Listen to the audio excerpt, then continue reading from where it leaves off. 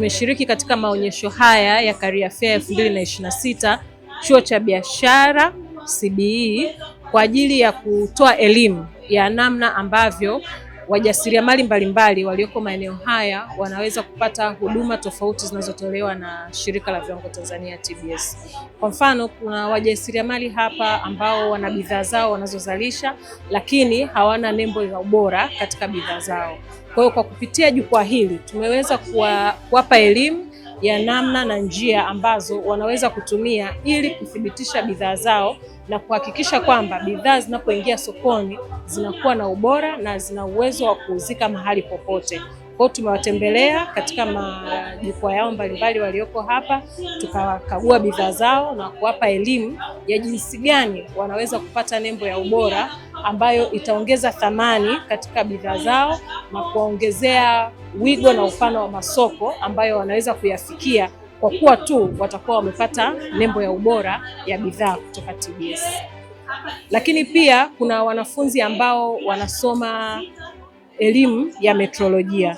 Tumeweza kukutana nao na kuwapa elimu ya metrolojia kwa sababu sisi pia ni wadau wa metrolojia katika nchi hii, tukitoa huduma za metrolojia ya viwandani pamoja na ya kisayansi.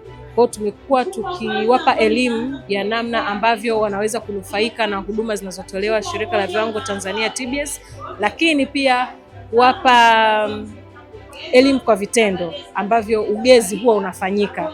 Hii wanayopewa ni ya shule, lakini je, huko mtaani ugezi unafanyikaje na una tija gani, una thamani gani na kuna njia ngapi za kufanya ugezi?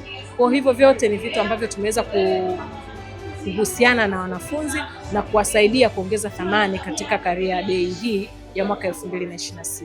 Mimi mwanzoni nilikuwa najua ili ufanye biashara unatakiwa tu labda usajili jina la biashara. Kwa mfano mimi hapa jina langu limesajiliwa BRELA, lakini tunashukuru kupitia TBS wametuelimisha, wametuambia kwamba isiishie tu kwenye kusajili jina la biashara kama hivi lilivyo. Pia tunatakiwa niweke alama ya ubora. Hii itaniwezesha mimi kupata uwigo wa kuwauzia watu wakubwa zaidi, labda kwenye hoteli na sehemu zingine, ikiwezekana hata kuuza international.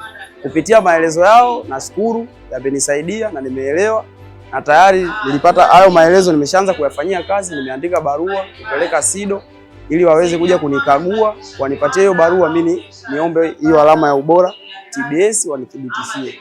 Pia nachoshukuru kwa TBS, sasa hivi wamerahisisha mambo kwamba tunaweza hata nikafanya nyumbani online kupitia system zao zile za online, ila pia ni muda mfupi sana, yani ndani ya siku 21. Kwa hiyo kumbe na uwezo wa kubageni na mteja, nikimhakikishia bidhaa yangu ina ubora wa kutegemea hizo, ndani ya siku 21 nitakuwa tayari nimeshapata hiyo huduma.